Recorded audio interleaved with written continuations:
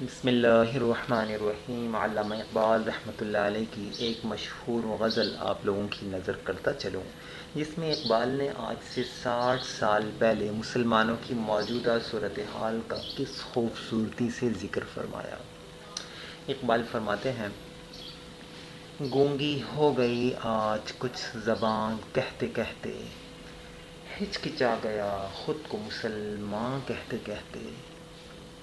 یہ بات نہیں کہ مجھ کو اس پر یقین نہیں، بس ڈر گیا خود کو صاحب ایمان کہتے کہتے۔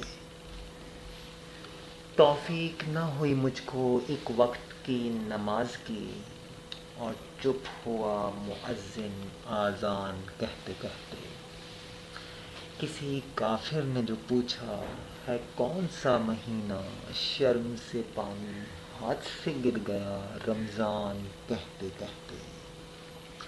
میری الماری میں گرد سے اٹی کتاب کا جو پوچھا، میں گڑ گیا زمین میں قرآن کہتے کہتے۔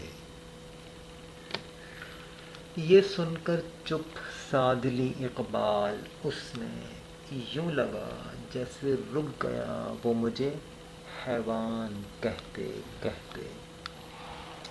امید کرتا ہوں آپ کو پسند آئی ہوگی، اس کو ضرور دوستوں سے شیئر کیجیے گا۔ السلام علیکم ورحمۃ اللہ وبرکاتہ۔